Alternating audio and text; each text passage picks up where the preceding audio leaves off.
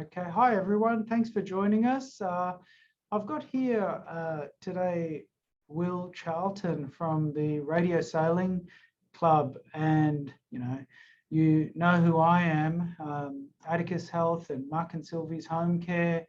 We are combining health and home care for the purpose of really trying to get the best out of that situation that's very linked at the end of the day. Someone's social services, in this case, their aspiration and the various help they need to stay at home, as well as their healthcare, that there's so much shared space there that it seems like a pretty obvious thing to do. And we want to keep moving in that direction and see that come and become normalized in Australia. I met Will Charlton then at a recent Care and Aging Well Expo at the Melbourne Convention Centre a couple of weekends ago. And it was a very interesting conversation because I was attracted initially to the boats, and I left really thinking about many things, including the boats, but beyond the boats. And I really appreciated Will's story and how candid he was about that story. And I thought there was something there that's worthwhile sharing. So with that being said, welcome, Will Charlton. Thank you, Floyd. I appreciate your interest because I was trying to promote radio sailing to the people about to be retired who were wondering what to do with their life and thinking they had too much time on their hands and didn't know about the journey of aging and the disabilities that occur when you get old. Yeah, definitely. And you were saying though that it's really been such a useful thing for you because you got into this, or maybe you can tell us, Will, how did you get into radio sailing? Well, I got into it when I was, I suppose I lost all my ability to walk through peripheral neuropathy and severe osteoarthritis. That meant that my nerves were not connected from my feet to my head and my hands to my head. You can tell your patients about that, but it's not a great thing to have. It's not something that I could probably die at about 150 from it.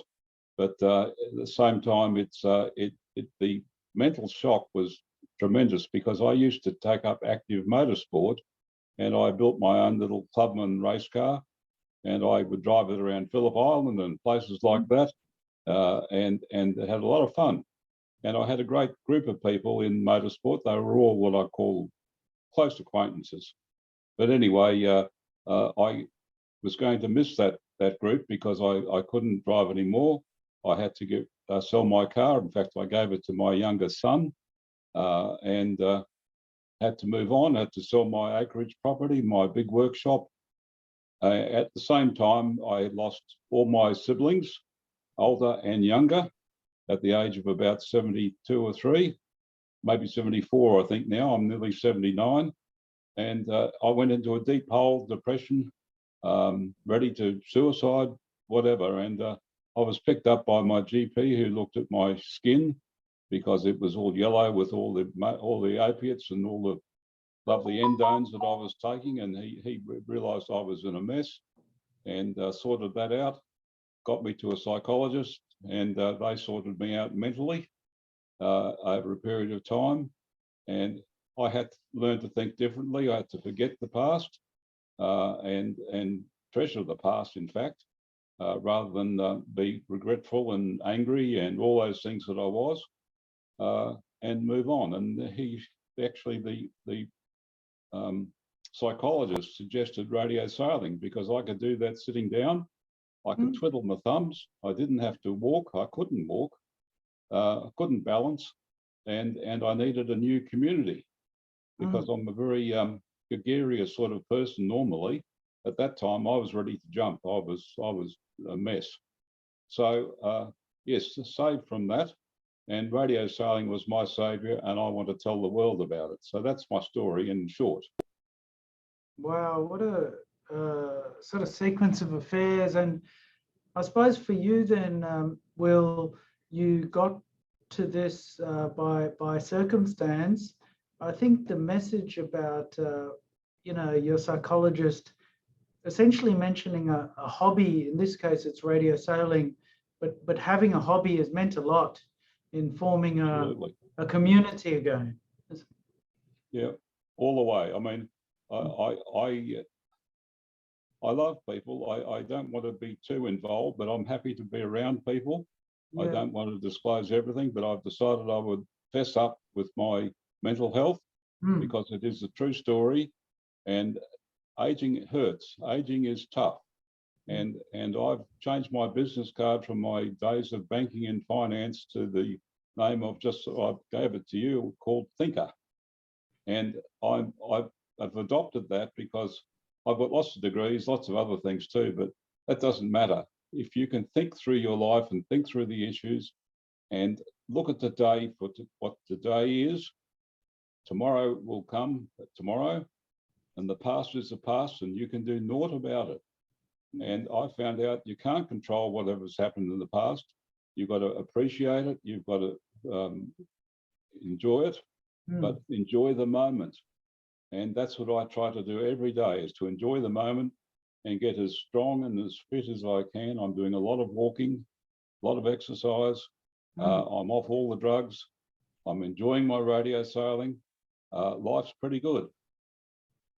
Wow, there you go. And so it really, because you mentioned this to me, I remember at that expo, it was really about you understanding your brain to be your sort of, I can't remember how you expressed it, but either your best friend or asset, or sort of almost your worst enemy. Being a banker, I talk about assets and liabilities and risk. It was something like that, but you sort of... I have a risk of falling everywhere. I know I was born with a brain.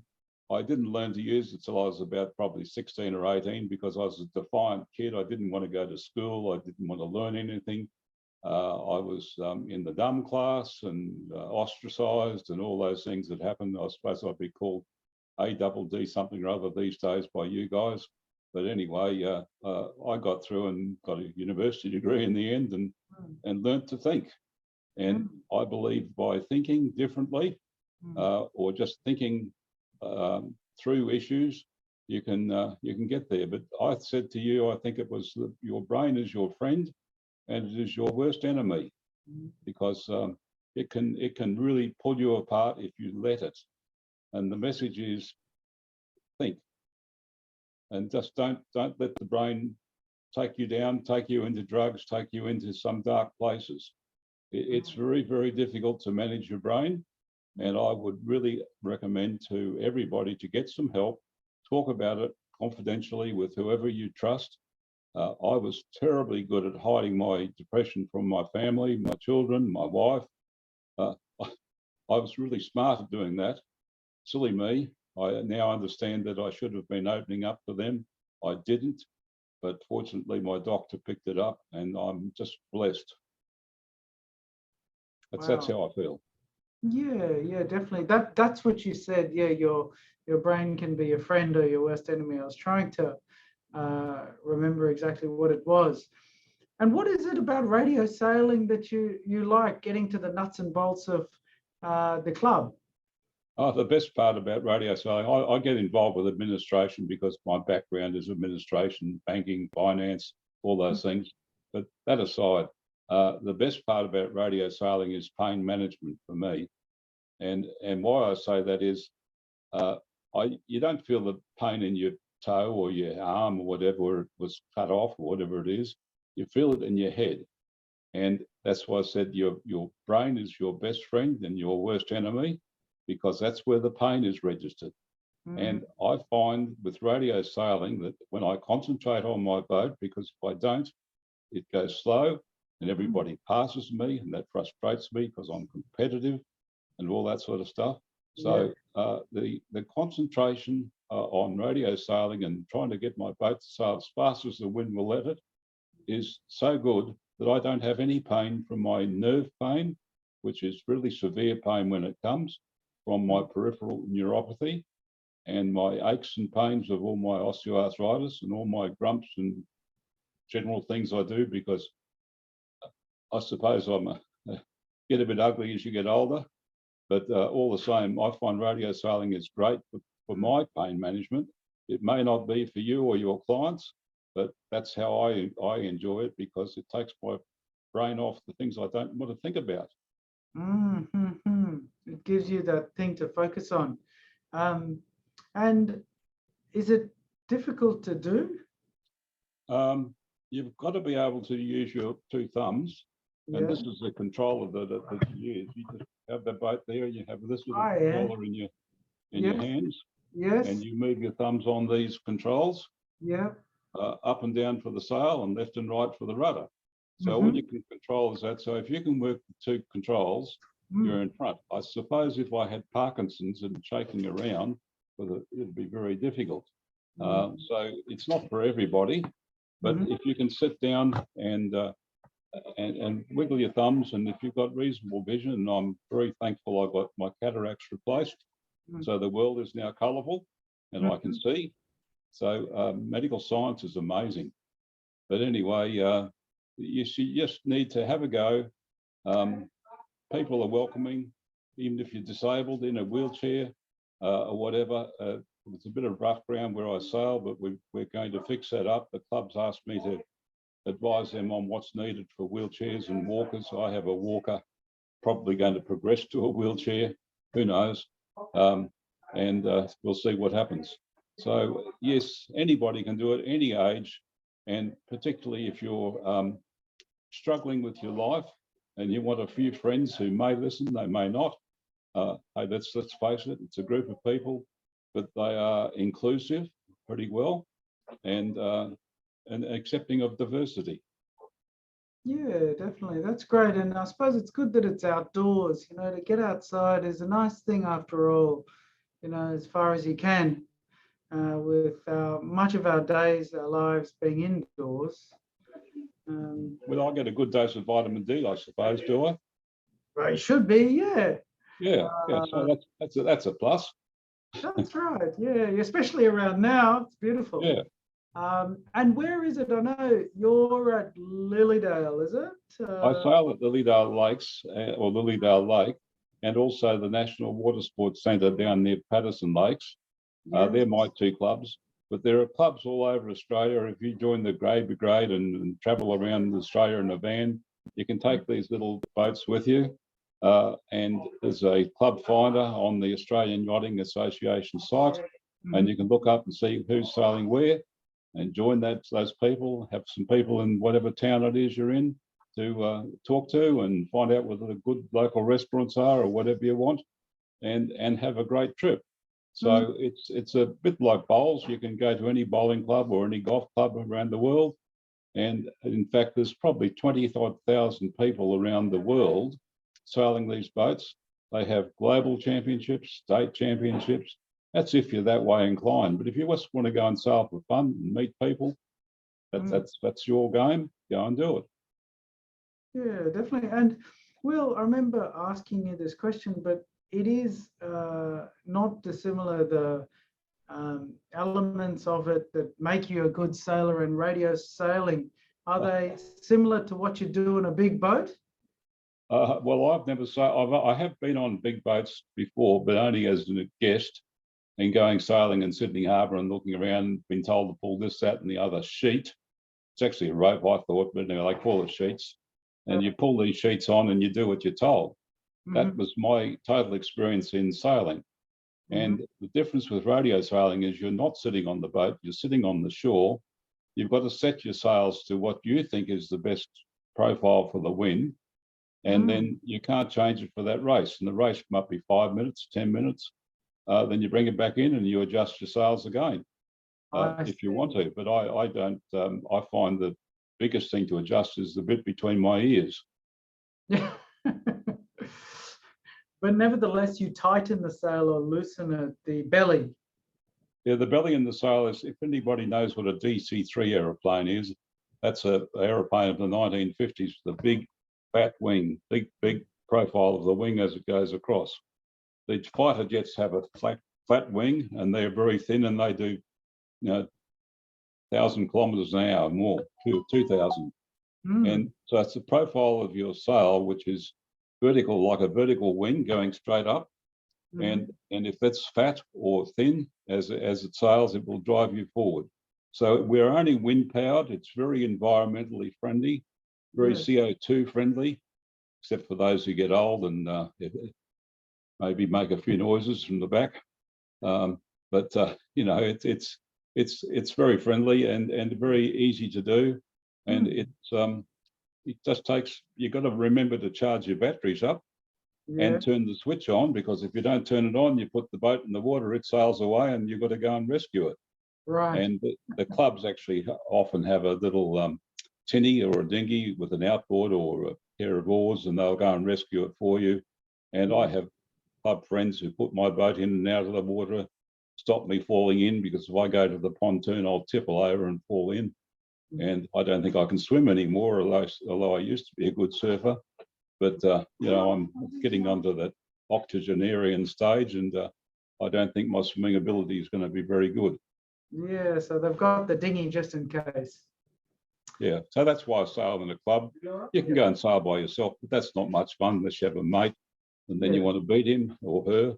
And I'm just a competitive person by nature, and I love it. Oh, definitely. It gives you that energy, isn't it? It keeps me alive. Yeah. And Will, you and I have something in common in terms of the University of Queensland. I did my med degree at Queensland, and you also did your degree there? Is that right? I did. A lovely sandstone building. I started off doing medicine until I decided I couldn't sort out sick people from their ills and things. And I lost my mum at about that time, and I just couldn't handle the death and all those things you have to handle as a doctor. So I gave up, and then I became a beach bum, long hair down to the shoulders, all that stuff. And then I went back when my father said, son, you've got to get a job. And I went and got a job at the NAB, and they fortunately put me through my commerce degree at Queensland University, because I lost my Commonwealth scholarship when I stopped medicine. So I had to do all that part-time and do it hard. But I got through and I enjoyed it, and I met a lot of good friends there. I kept my old friends from university, from medicine as well. So it was a great place, lovely big sandstone building, now overrun with more buildings. And I think the gloss of UQ is gone, but it's a great educational centre, and I thank them for teaching me to think. There you go. Will Charlton, the thinker. Look, it's been great, Will. I think, your story about moving through those phases of your life and finding something, and indeed reaching out for help, as you said, like if you didn't really end up getting that help, you'd probably be in a lot different place right now if you didn't go through that path that you ended up going down, finding the psychologist. And Absolutely, Floyd. I can tell you, I was a financial planner also with Financial Wisdom for about 5 or 6 years, and I can tell your clients and anybody else that wants to listen, a couple of things you really, really need to retire. It's not the money, not the investments.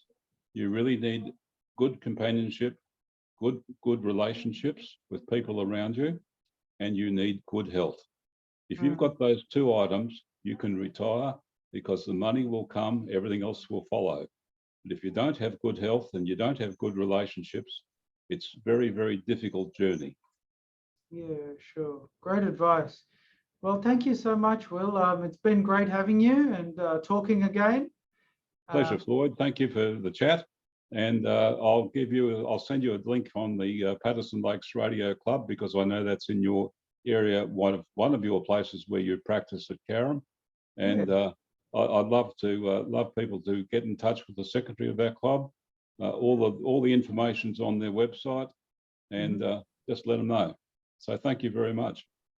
Oh, perfect. Pleasure. And I will look forward to that link. And look, we might also put anything you send, of course, out there as far as we can. If anyone has or looking for something to do as far as a hobby goes, radio sailing, I'll be there one Saturday or Sunday down at the Patterson River. or Patterson Lakes We'll water come down on sports? Saturday, Sunday afternoons, but this Saturday I'm going down there. But I Okay. won't be sailing for about probably 2 or 3 weeks because I'm having a neck operation to straighten up my my neck. So it's going to get all hacked and cut into, so I'm going to have to be in recovery. Yeah, sure. But I'm sure you'll get back out there soon enough, isn't it? Well, I've been trying to get myself fit. I've lost Yeah. 5 kilos in weight and my body is as fit as it's ever been in the last probably 3 or 4 years in Wow. preparation for surgery. So Yeah. I've been doing what I'm told, and that's very rare for me to do what I'm told. But I'm taking the advice of my medicos and my wife and everybody else. So yeah, I'm getting old, but I'm getting much more amenable, or maybe, I don't know. Anyway, thank you Well very done much. anyway. I hope it all goes well. And yeah, thanks again, Will. It's been great. It's been a pleasure. Thank you very much, Floyd. Thank you. Okay. Thanks, Will. Bye.